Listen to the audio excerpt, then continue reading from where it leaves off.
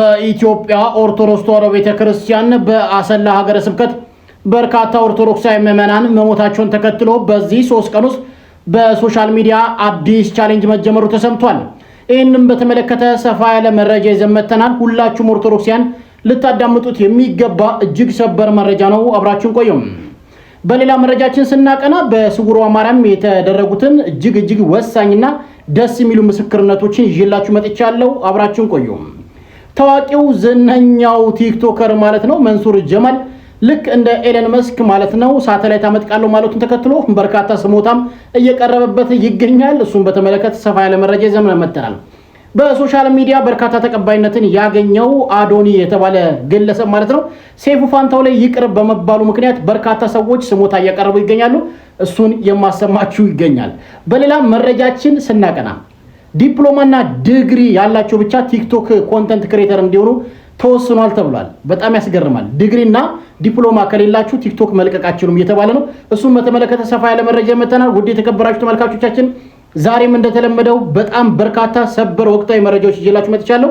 እንደምንም እንግዲህ ቆይቻለሁ። አንዳንድ ስራዎች ይዘውኛው። ሁላችሁም ቪዲዮን ከመጀመራችሁ በፊት ላይክ ማድረጋችሁ አይረሳ። ሰብስክራይብ ያላደረጋችሁ በጠቅላላ ሰብስክራይብ እንድታደርጉኝ በእግዚአብሔር ስም ጠይቃለሁ። አዳዲስ ወቅታዊ መረጃዎችን ሁሌም በየሰዓቱና በየጊዜው ከሚኮ ጋር ትኮመኩማላችሁ ማለት ነው። በአገር ውስጥም በውጭ ሀገር ብትገኙ ውድ ቤተሰቦቼ አብራችሁ እንደምታደርጉ ተስፋ አለኝ። መልካም ቆይታ። ወደ መጀመሪያው መረጃችን ስንሸጋገር ሁሌም እንደተለመደው እንግዲህ በስውሯ ማርያም ገዳም ላይ የተፈጸሙትን እጅግ ወሳኝ የተቀደሱ ምስክርነቶችን በሶሻል ሚዲያ ማለትም በዩቲዩብ እንደማጋራችሁ ታውቃላችሁ። ዛሬም እንደተለመደው በስውሯ ማርያም ገዳም የተፈጠሩትን እጅግ አስደሳች ምስክርነቶችን አቀርብላችኋለሁ። እስቲ ዛሬ ሁላችሁም ኮሜንቱን ስውሯ ማርያም እያላችሁ አጥለቅልቁልኝ። በጣም በጥንቃቄ አዳምጡት። ደስ የሚል ምስክርነት ነው። አዳምጠን እንመለስ። ወንድማችን የአንጀት ካንሰር ታሞ በጣም ብዙ ዓመታት ይስፋ የለውም ተብሎ ሲሰቃይ ወደዚህ ቦታ ላይ ይዤው መጣሁ። የዛሬ ዓመት እዚህ ቦታ ላይ መተን ይዤው መጥቼ ተማጸንኩኝ። ድንግል ማርያም እባክሽ ባለቤቴን ከዚህ ከበሽታ ፈውሽልኝ ብዬ እሱም እኔም እንቤን አብሼ ድንግል ማርያምን ጠየቅኳት። እሷም አላሳፈረችኝ። ያ የአንጀት ካንሰር የተባለው ዛሬ ሐኪም ቤት ሄዶ ነፃ ነው ተብሎ ለምስክርነት በቅተናል። ክብር ለድንግል ማርያም። ከካንሰር ባለቤቴን ነፃ አውጥታልኛለች። አመስግኑልኝ። ከፍ አድርጋችሁ ይሏቸዋል። አመስግኑላቸው። እግዚአብሔር የተመሰገነ ይሁንልን። እንግዲህ እንደሰማችሁ ነው ስውሯ ማርያም ገዳም እንግዲህ በርካታ ምስክርነቶች እየተሰጡ ይገኛሉ። በርካቶች በአገር ውስጥ በውጭ ሀገር ያሉ ኢትዮጵያውያን ኦርቶዶክሳውያን ወደ ስውሯ ማርያም ገዳም እየፈለሱ እየሄዱ ነው የሚገኙት።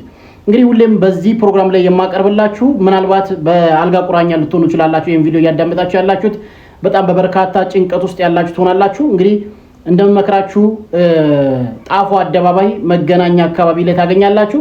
ከዛም ባለው ላምበረት መናኸሪያ አካባቢ ላይ ወደ ስውሯ ማርያም የሚሄዱ በርካታ ባሶች ስላሉ በጠዋት ተነስታችሁ ወደ ስውሯ ማርያም ገዳም ሄዳችሁ ጸሎት አድርጋችሁ ንስሐ ገብታችሁ እንግዲህ በጣም እንድትፈወሱ ከበረከቱ እንድትካፈሉ ሁሌም በፕሮግራም ፊት ለፊት አምጥቼላችኋለሁ ማለት ነው። ኮሜንቱን ስውሯ ማርያም እያላችሁ አጥለቅልቁት። ሰይጣን ይቃጠል።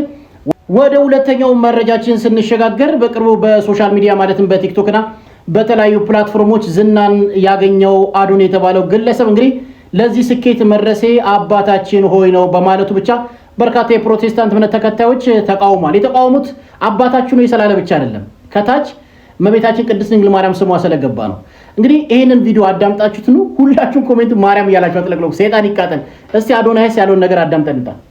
ከሰይጣን በስተቀር እንዴት የሰው ልጅ በዚህ ልክ ድንግል ማርያም ይጠላል? አዶናይ የሚባል ቲክቶከር ለስኬቱ መነሻ አሁን ላለበት ደረጃ መድረሱ ምክንያት አባታችን ሆይ የሚለው ጸሎት እንደሆነ ተናገረ። አባታችን ሆይ በሰማያት የምትኖር ስምህ ይቀደስ፣ መንግስትህ ትምጣ፣ ፈቃድህ እመቤቴ ድንግል ማርያም ሆይ በቅዱስ ገብርኤል በመልአኩ በቅዱስ ገብርኤል ሰላምታ ሰላም ልሻለሁ። ጋይስ ሌሊት ከመተኛቴ በፊት የጸለይኩት ነገር ነው። እዚህ ደረጃ አልደርስም ነበር ያ ጸሎት ባልጸልይ ኖሮ። በዚህ ሰዓት ነበረ ሰይጣን ያዙኝ ልቀቁኝ ያለው። ለምን? በአባታችን ሆይ ጸሎት ላይ የድንግል ማርያም ስም ስለተጠራ። ስኬት ሚስጥሬ ከመሰለ በጣም ተሳስተዋል። ጸሎት በእግዚአብሔር ጀምሮ በሰው ወይም በማልክት አልክም። የቅዱሳንና የመላእክትን ስም ስለጠራ ዓለም ሊያጨበጭብልህ ይችላል፣ ሰማይ ግን አያውቅም። ኢየሱስ ክርስቶስ ያስቀመጠልን ጸሎት ላይ ስለ ማርያም እዚህ ላይ የሚናገር ከሆነ አሳየኝ። የሉቃስ ወንጌል ምዕራፍ 1 ቁጥር 28ን ገብተህ አንብበው። እኛ የምናመሰግናት ምስጋና መልአኩ ቅዱስ ገብርኤል ያመሰገናትን ምስጋና ነው። አባ ጊዮርጊስ ዘጋስጫ በአርጋኖን መጽሐፉ ላይ እንደዚህ ይላል። ድንግል ሆይ ይልቁንም ያንቺን የምስጋና ወሬ ሲሰማ በብስጭት ጥርሱን ያፋጫል። አንቺ ከተወለድሽ በኋላ ፈጽሞ ረፍት አላገኘም። በአንቺ ታመመ፣ በልጅሽም ተጨነቀ። በአንድ ልጅሽ መሰቀል ስቃይ ያገኘው። ከፍጡራን ወገኖች ሁሉ ይልቅ ሰይጣን አንቺን ይጠላል። እኛ ኦርቶዶክሳውያን ሁል ጊዜም እንደ መልአኩ ቅዱስ ገብርኤል ደስ ይበልሽ እያልን እናመሰግናለን። እንግዲህ ታዋቂው ዝነኛው ቲክቶከር አባታችን ሆይ የሚለው ጸሎት ለዚህ አብቅቶኛል በማለቱ ምክንያት በርካታ የፕሮቴስታንት እምነት ተከታዮች እንግዲህ በጣም ሲቃወሙት እንደነበረ በዚህ ሳምንት የሚታወቅ ነው። ይህን አዶኒ የተባለው ቲክቶከር ሴፉ ላይ ይቅረብ በተባለው መሰረት በርካቶች እንዴት ሴፉ ላይ ይቀርባል፣ ሴፉ ራሱ ነው አዶኒ ላይ መቅረብ ያለበት የሚል ዘመቻ ተነስቶበታል። እስቲ ቪዲዮ አዳምጠን እንምጣ። እኛ ኢትዮጵያኖች እንደ ቦይ ውሃ የምንፈስ ወረተኛ የሆን ህዝቦች ነን። እስቲ ይሄንን ከንቱ የሆነ ልጅ እንስማውና እንመለስና ሐሳብን ሰጠዋለን። ሹፍ አዶናይ ሴፉ ፋንታውን ላይ ይቅረብ የምትሉ ደንቆሮ ማይማን ዛሬ እናንተን ልረግጥ ነው የመጣሁት ማለት ነው። በ21ኛው ክፍለ ዘመን የ18ኛውን ክፍለ ዘመን አስተሳሰብ የሚያስብ አሁንም አለ እንዴ? አሁንም ቴሌቪዥን የሚባል ነገር አለ እንዴ? ሴፉ ፋንታውንስ ማን ነው? ምንድነው ሴፉ ፋንታውን? ሴፉ ፋንታውን የኔ እንግዲህ መላጣ ነገር ሊሆን ይችላል፣ እኔ አላውቀውም ሴፉ ፋንታውንን። አዶናይ ግን ኪንግ ነው። ሴፉ ፋንታውን ራሱ አዶናይ ጋር ሊቀርብ ይገባል ማለት ነው። አረ ትክክል ነህ። ሴፉ የሚባል ሰውዬ አናቅም። ሴፉ የሚባል ሰውዬ ብናቅ እንኳን ሴፉ ነው ሄዶ አዶናይ ጋር መቅረብ ያለበት እንጂ አዶናይማ በተአምር ሴፉ ጋር መቅረብ የለበትም። አንተ ብቻ አይደለህም፣ ካንተ ሻል ይላሉ ብዬ በአስተሳሰብ ማሰባቸው ሰዎች ሁሉ አዶናይ ብለው ሴፉን ሲተቹ ሳይ በጣም አበሳጭቶኝ ይሄን ቪዲዮ የሰራሁትኝ። ለመሆኑ ሴፉ ፋንታሁን በራሱ ሚዲያ ላይ ሰዎችን ያረዳበት ጊዜ ነበረ? ለአረጋውያን ደጋፊ ላጡ ድሆችና ችግረኞች ለመታከም አቅም ለሌላቸው በግሉም ሆነ ድርጅቶችን በማስተባበር ሲረዳ አልተመለከትነውም? የራሱን ነው። ውዝግቡ እንደቀጠለ ነው። ሴፉ እንግዲህ አዶኒ ሴፉ ላይ መቅረብ የለበትም፣ ሴፉ ነው አዶናያስ ላይ መቅረብ ያለበት የሚል በርካታ ዘመቾች በሶሻል ሚዲያ፣ በቲክቶክ፣ በፌስቡክ፣ በዩቲዩብ እየተሰራጨ ይገኛል። ወደ ተከበራችሁ ተመልካቾቻችን እንግዲህ ዘመኑ የቲክቶክ ነው። እንግዲህ አዶኒ የተባለው ቲክቶከር በአሁኑ ሰዓት ከ2.7 በላይ ሚሊዮን ተከታይ በማፍራት እንግዲህ ሰሞኑን በጣም እጅግ አወዛጋቢና እንግዲህ ሰሞኑን በጣም የዝነኛ ከሚባሉ ቲክቶከሮች መካከል አንዱ ሆኗል። በኢትዮ ቲክቶክ አዋርድም በከፍተኛ ድምጽ እየመራ የሚገኘው አዶኒ የተባለው ቲክቶከር ነው። እንግዲህ አዶኒ ነው ሴፉ ላይ መቅረብ ያለበት ወይስ ሴፉ ነው አዶኒ ላይ መቅረብ ያለበት? ውዝግብ ውስጥ ገብቷል። እንደኔ ግን ሴፉ ፋንታውን የማያረጅ በጣም እጅግ በጣም ጎበዝ አሉ ከሚባሉ ሾዎች መካከል ደግሞ አንደኛ የሆነ በጣም ጎበዝ ደግ በጣም መልካም ሰው እንደሆነ ነው ሴፉን ማቀውና ዛሬ ላይ አዶኒ መጥቶ አዶኒን ከሴፉ በላይ ማስበለጥ ተገቢ ነው ብዬ አላስብም። ስለዚህ እናንተ ምን ትላላችሁ? ዘንድሮ እንግዲህ ሰው ወረተኛ ነው። በቃ ትንሽ ነገር ካለ ወደዛ ነው የሚነፍሰውና እኔ የሴፉ አድናቂ ነኝ። ሴፉን በጣም እጅግ አድርጌ አወደዋለሁ፣ አከብረዋለሁ። በጣም በርካታ የበረከት ስራዎች በርካታ መልካም ስራዎችን ተሳተፈ፣ በርካቶችን በቃለ መጠይቅ በሾው ላይ ያቀረበ፣ በርካቶችን ዝነኛ ያደረገ በጣም ጎበዝ ከሚባሉ ጋዜጠኞች መካከል ሴፉ ነው። ዛሬ ላይ ግን አዶኒ መጥቶ ሴፉ ላይ መቅረብ የለበትም፣ ሴፉን አዶናያስ ላይ መቅረብ ያለበት የሚል ዘመቻ ሲመጣ በጣም እጅግ ነው ያዘንኩትና እኛ በጣም ወረተኞች ነን ብዬ ነው የማስበው። ወደ ተከበራችሁ ተመልካቾቻችን ሐሳባችሁ እናንተ በኮሜንት ላይ አስፍሩ። አዶኒንም አድናቂው ነኝ። እግዚአብሔር የተመሰገነው ለዚህ ክብር በመብቃቱ እጅግ አድርጌ አመሰግናለሁ። ከዚህ በላይም ስኬት ይገባዋል ብዬ አስባለሁ። ግን ስናወራ እጅግ በእውቀት ቢሆን ጥሩ ነው ብዬ አስባለሁ። ወደ ቀጣይ ቪዲዮአችን እንሸጋገራለን። እጅግ ገራሚ መረጃ ነው የምንሸጋገረው። በጣም ከሚያስገርም መረጃ መካከል ቲክቶክ ለመጠቀም እንግዲህ ከዚህ በኋላ ማለት ነው ቲክቶክ ላይ ቪዲዮ ለመልቀቅ ዲግሪና ዲፕሎማ ያስፈልጋል ተብሏል። ማን ነው እንደዚህ የተናገረው? እስቲ ይሄን ቪዲዮ አዳምጠን እንጣ። ወደ ሀገራችን ቢተገበርም ደስ ይለኛል። እስቲ አዳምጡት። በቲክቶክ ማንኛውንም ይዘት የተመለከተ ኮንቴንት ክሬት አድርጎ ለማቅረብ ዲግሪ እና ዲፕሎማን ማስተርስን መስፈርት የሚያደርግ ህግ ወጥቷል። እንዲቆያችሁ ጠበቃ ስብላ አስፋ ነኝ። እንግዲህ ቻይና በትናንትናው ዕለት ይፋ ያደረገችው ህግ በጣም ብዙዎችን እያነጋገረ ይገኛል። ያም ደግሞ ዋነኛ ዓላማው ህዝቡን ከተሳሳተ መረጃና እንዲሁም ደግሞ ተገቢ ካልሆኑ መረጃዎች ለመጠበቅ ነው በሚል ከዚህ በኋላ ቲክቶክ ኮንቴንት ክሬተር የሚሆኑ ሰዎች ትንተና በሚሰጡበት ይዘት በሚሰሩበት ነገር ላይ በዲግሪ በዲፕሎማ በማስተርስ የተረጋገጠ ችሎታ ሊኖራቸው እንደሚገባ በትምህርት እና በሰርቲፊኬት ያልተረጋገጠ ችሎታ ያላቸው ሰዎች ለህዝቡ ኮንቴንት ክሬት አድርገው ማቅረብ እንዳይችሉ ከዛም ባሻገር ደግሞ ማንኛውም ሰው የሚያቀርበውን ይዘት አስመልክቶ መነሻ የሚሆነው ነገር ጥናትም ህግም ሌላም ነገር ከሆነ በግልጽ በይዘቱ ማመላከት እንዳለበት ያስገድዳል። ይሄ ነገር ሁለት አይነት ሪአክሽን ያስከተለው በአንድ በኩል ሆን ተብሎ የሰዎችን ሀሳብን የመግለጽ ነፃነት የሚጻረር ነው።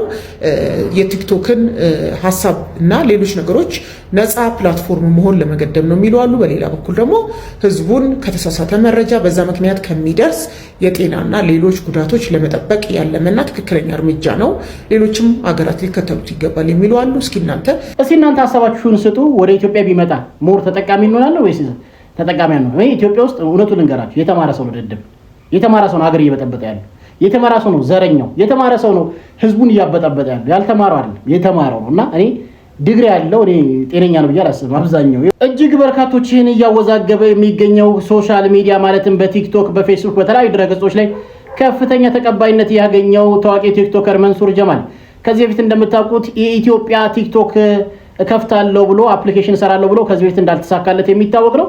በሽቶም የሚታወቅ ነው። በአወዛጋቢነቱም የሚታወቅ ነው። ይሄ ሰው እንግዲህ በቅርቡም ደግሞ ሱዙኪ ማለት BYD የተባሉ መኪኖችን አስመጣለሁ ተብሎ ደግሞ በርካቶችም ተጨበርብረናል እያሉ እንደነበረ የሚታወቅ ነው። ግለሰቡ መንሱር ጀማል ነው። በአሁን ደግሞ የተሰማው መረጃ እጅግ በጣም በርካቶችን አስገርሟል። ሳተላይት አመጥቃለሁ እያለ ነው መንሱር ጀማል። እውነት ያስቃል። እስቲ አዳምጠ ነው እንጣ እጅግ በርካቶችን እያነጋገረ የሚገኘው የአቶ መንሱር ጀማል ንግግር። ታዋቂው ኢትዮጵያዊ አቶ መንሱር ጀማል እንደ ኤለን መስክ ታዲያ ሳተላይት ላመነጥቅ ነው ሲል ተደምጧል። እንደ ኤለን መስክ ስፔስ ኤክስ የግል ሳተላይት ለማመንጠቅ እንግዲህ በኤሮስፔስ ላይ እየሰራው ነው፣ እስከ 2020 ድረስም አሳካዋለሁ ብዬ እገምታለሁ ሲል እንግዲህ አቶ መንሱር ጀማል ተናግሯል።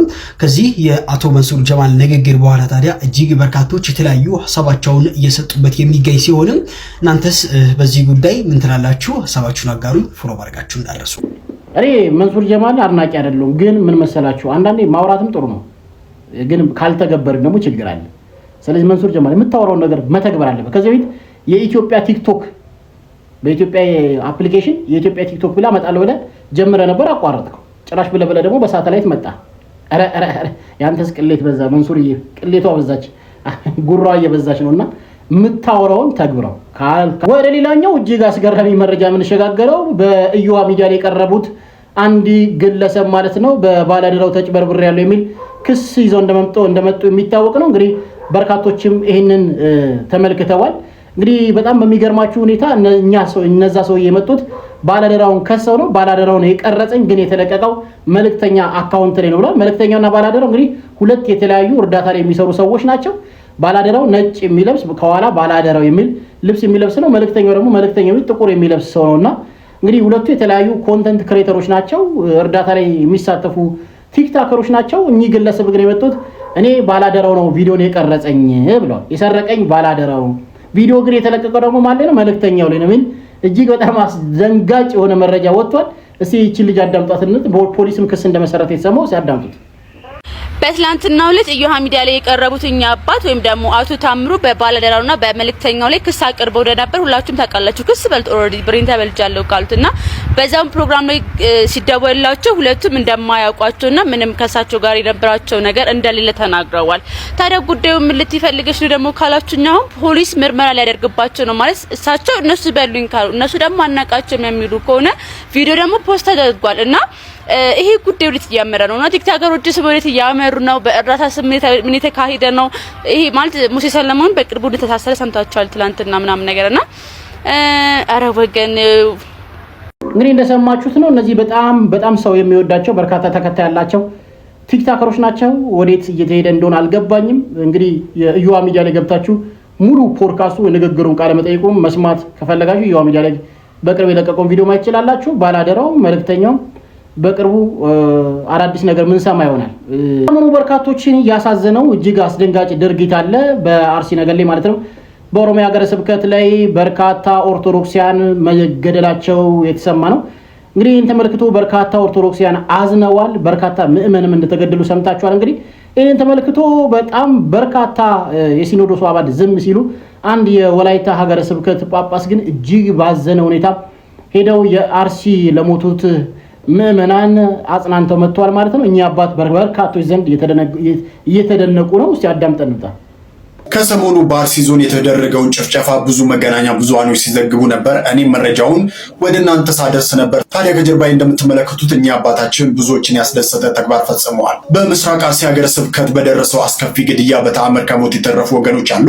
እነዚህ ወገኖች ለመጠየቅ ለማጽናናት ብፁዕ አቡነ ይስሐቅ ወደ ወላይታ ሆስፒታል ድረስ ተገኝተዋል። ብፁዕነታቸው የተረፉትን በቅርበት በማነጋገር አጽናንተዋል። እንዲሁም የቆሰሉትን ለመርዳት 70 ሺህ ብር ድጋፍ አድርገዋል። የተከበራችሁ ተመልካቾቻችን እንደሰማችሁት ነው። ይህንን ተመልክቶ በጣም በርካታ የሶሻል ሚዲያ ኢንፍሉዌንሰሮች በተለይ ኦርቶዶክሳዊ ኮንተንት ላይ የሚሰሩ ሰዎች ማለት ነው አዲስ ቻሌንጅ አምጥተዋል። ይህ ቻሌንጅ ፕሮፋይል መቀየር የሚል ነው። እስቲ እህታችንን አዳምጠናት እንምጣ። ኦርቶዶክሳዊ የሚዲያ ባለቤቶች እንዲሁም ኦርቶዶክሳውያን ሁላችሁም ከጥቅምት 24 እስከ ጥቅምት 27 የሚደረገው ቻሌንጅ ላይ ሁላችሁም እንድትቀላቀሉ በአራቱም አቅጣጫ ስለሚሞቱ ኦርቶዶክሳውያን በተለይም በአርሲ ክልል፣ በኦሮሚያ ክልል በሃይማኖታቸው ስለማህተባቸው አንገታቸው ስለሚቆረጥ ኦርቶዶክሳውያን ቆዳቸው እንደ በግ ስለሚገፈፍ የጅብ እራት ስለሆኑ ኦርቶዶክሳውያን ድምጽ እንሆናለን። ሁላችሁም ፕሮፋይላችሁን በመቀየር ባላችሁ ሶሻል ሚዲያ ሁሉ ከኢሞ እስከ ፌስቡክ፣ ቲክቶክ ሁሉም ላይ ፕሮፋይል በመቀየር ቤታችሁን ከፍታችሁ ጌም የምትጫወቱ የተለያየ ነገር የምታደርጉ ሁላ ነገራችሁ ሁላ ለ3 ቀን ኦርቶዶክሳውያኑ ላይ ለሚሞቱት ድምጽ መሆን እንድታደርጉ በልዑል እግዚአብሔር ስም እናሳስባችኋለን። አልሰማንም አላየንም እንዳትሉ ይሄንን ቪዲዮ ሼር አድርጉት። የቱን ፕሮፋይል እንደምናደርግ ደግሞ የምናሳውቃችሁ ይሆናል። ከነገ ጀምሮ ሁላችንም ፕሮፋይላችንን በመቀየር የሀዘን መግለጫችን የሻማ ማብራት ፕሮግራም ድምጽ ነው። እህታችን የሻማ ማብራት ፕሮግራምና በሁሉም የኢትዮጵያ ኦርቶዶክስ ተዋሕዶ ቤተክርስቲያን የቲክቶክ ፔጆች ላይ የሀዘን መግለጫ የሚያሳይ ፕሮፋይል እንዲቀየር ተወስኗል ማለት ነው። እንግዲህ በአርሲና በተለያዩ በአራቱም አቅጣጫዎች ለሚሞቱት የኦርቶዶክሳዊ ምዕመናን እነሱን በማሰብ እንግዲህ የሀዘን መግለጫ ለ3 ቀናት የሚቆይ በሶሻል ሚዲያ እንግዲህ ፕሮፋይል ይቀየራል ተብሎ ፕሮፋይሉ እስካሁን አልወጣም። ሲወጣ ወደ እናንተ በዩቲዩብ ገጻችን የምናደርስ ይሆናል። ለሞቱት እጅግ ነፍስ ይማር። ሰማዕትነት ቀላል እንዳይመስላችሁ። ሰማዕትነት እውነት ነው፣ የእውነት ምሳሌ ነው። እውነት ደግሞ ክርስቶስ ነው። ለክርስቶስ መሞት ለቤተ ክርስቲያን መሞት ደግሞ በእምነት መሞት ደግሞ እጅግ መታደል ነው። የኛ ስጣ ምን ይሁን? ሁላችንም ንስሐ ገብተን እግዚአብሔርን እንጠብቅ። ሀገራችን ሰላም እንድትሆን እንመኝ። እርስ በርስ ከመባላት እርስ በርስ ከመጋደል እግዚአብሔር ይሰውራል። ዳር ድንበራችንን እግዚአብሔር ይጠብቅልን፣ ሃይማኖታችንን ያስጠብቅልን፣ ለንስሐ ሞት ያብቃን። የዛሬው ፕሮግራማችን ነበር። በቀጣይ ፕሮግራማችን እስከምንገናኝ ድረስ ቸር ሰንብቱ። እስካሁን ድረስ አብሬያችሁ ቆይታ ያደረኩት የምትወዱት ሚኮ ነበርኩኝ። መልካም ቆይታ ይሁንላችሁ።